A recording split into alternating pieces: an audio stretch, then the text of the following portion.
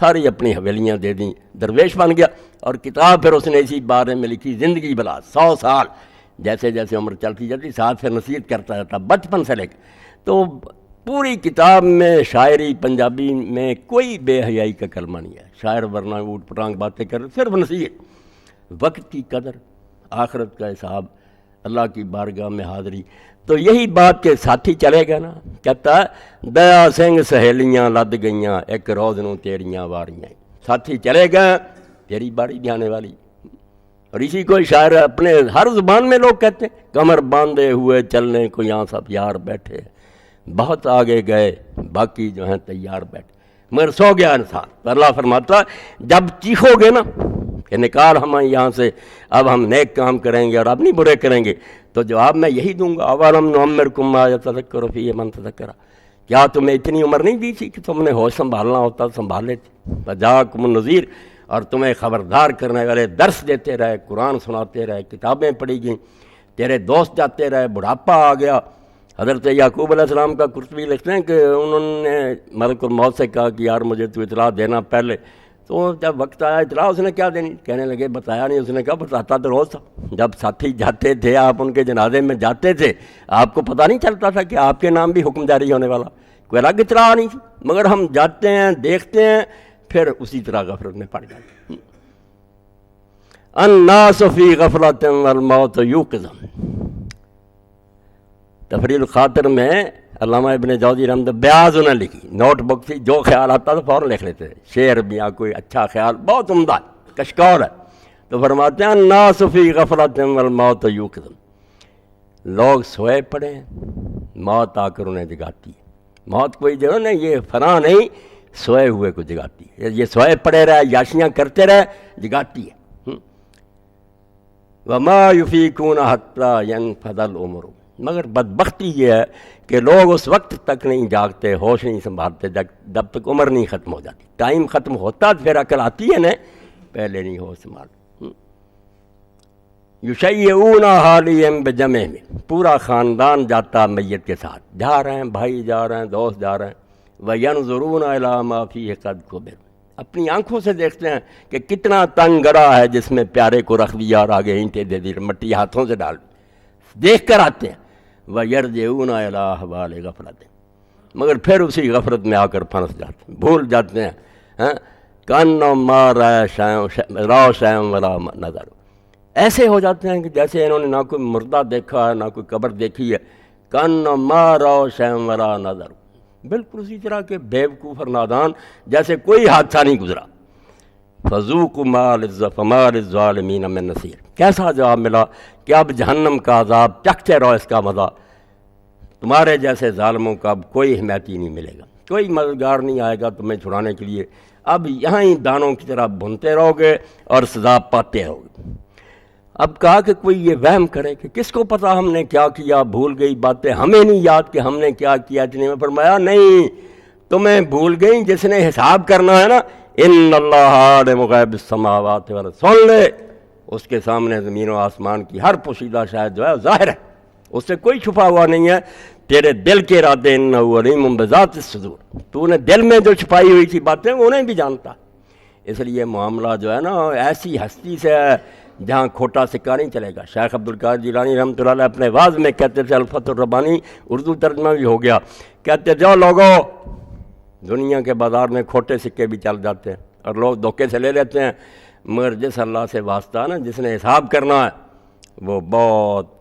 باریک بین ہے، دل کے ارادوں تک اس کی نظر ہے، وہاں کوئی دھوکہ نہیں دے سکتا۔ کھرا مار لے کر جاؤ، وہاں تو بڑے بڑے نیک عمل جو ہیں پھونک مار کر اڑا دیے جائیں گے کہ تم نے جہاد کیا تھا کہ تمہاری تعریف کی جائے،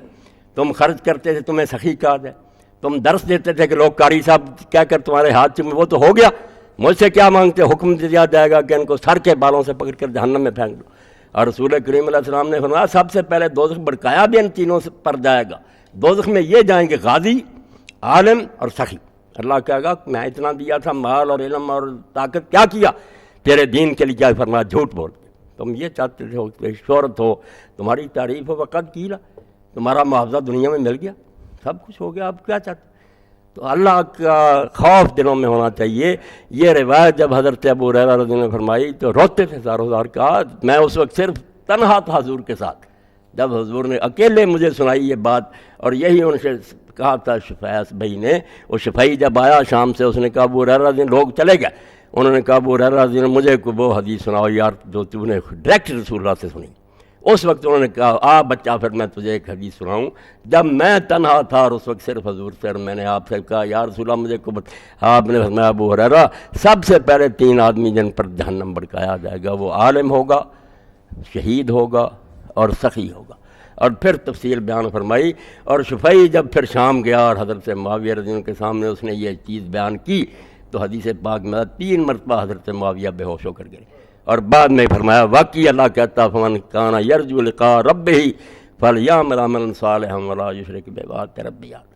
جس کو یقین ہے کہ ایک دن میں نے رب کا سامنا کرنا، اللہ کی رات میں کھڑے ہونا، وہ نیک کام کرے اور اس نیکی میں اپنے رب کے ساتھ کسی کو نہ ملائے، خالص اس کی نیت سے کرے، ورنہ کیا کرایہ بھی غارت چلا جائے۔ تو زندگی جو ہے نا بڑی ناپائیدار ہے۔ آپ لوگوں میں نے اخبار میں پڑھا ہوگا، میں بہت متاثر ہوا، میرے گاؤں کے ساتھ ہی گاؤں برادری کے وہ بیچارے آ رہے تھے کاروبار کے لیے، اور دور میں سے مزدور جو تھے وہ میرے بچوں کے مکان کے سامنے مکان بن رہا اس میں کرتے تھے کام، غریب تھے سارے، الٹ گئی بات،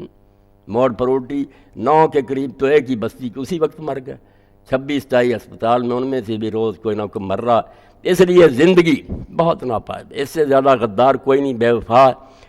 کوئی پتہ نہیں کس وقت یہ ساتھ چھوڑ جائے، اگلے اجتماع تک میں اور آپ میں سے کوئی ہو یا نہ ہو، اللہ کو اس کا علم ہے۔ تو دانائی عقل مندی یہ ہے کہ اس کو ضائع نہ کیا جائے، کوئی لمحہ فضول نہ ہو، جیسے حضرت سعدی فرماتے ہیں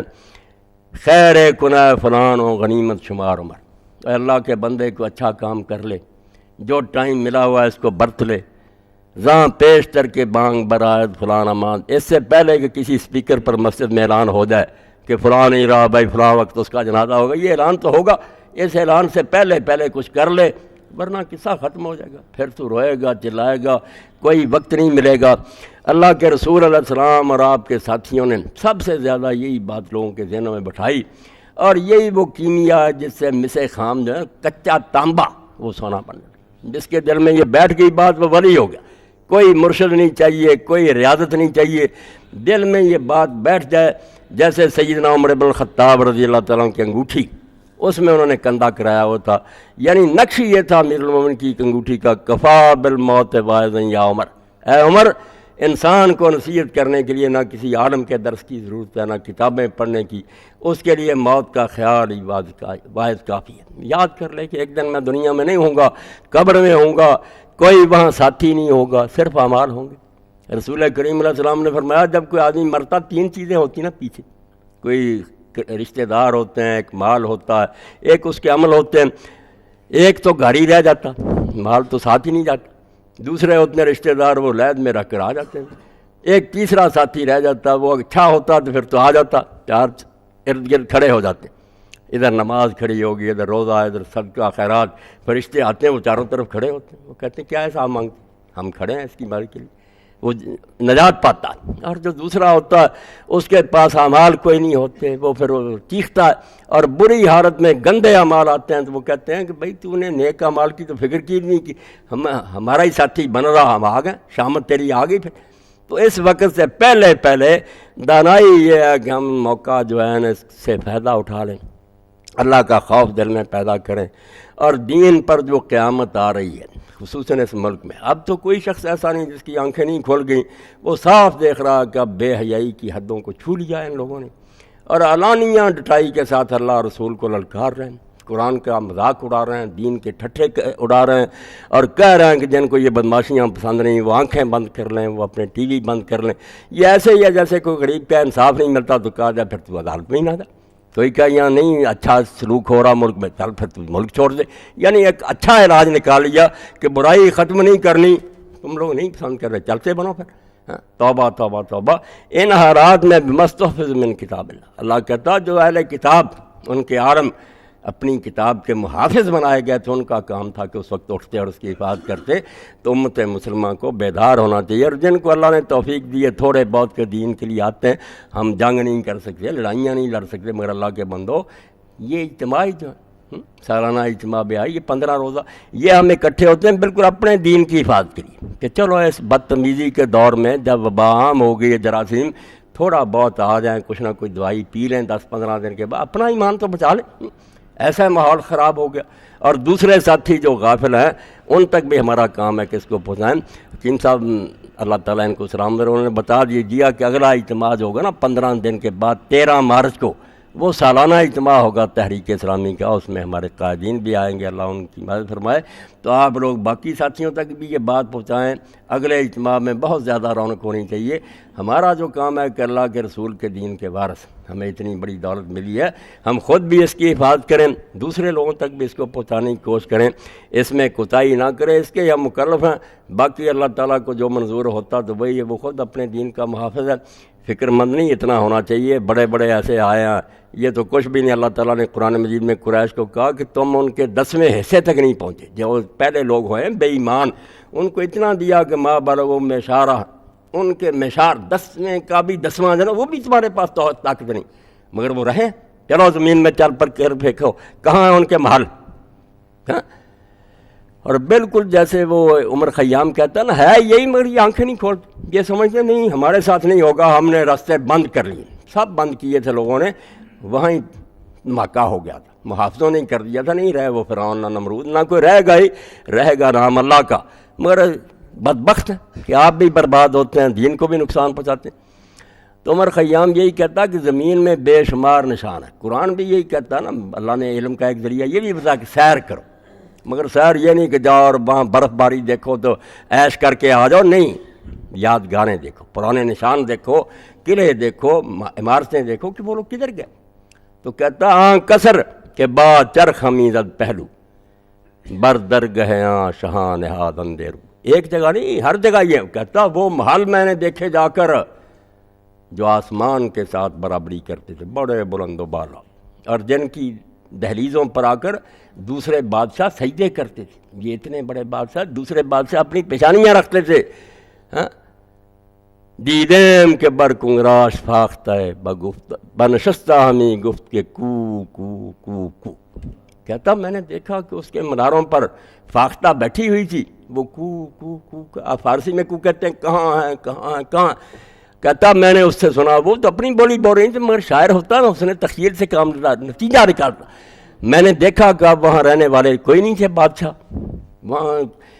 مکڑیوں نے جالے تنے ہوئے تھے، فاختہ اوپر بیٹھی تھی اور وہ یہی کہہ رہی تھی کو کو کو کو، کہ کہاں ہے وہ اب حکمران؟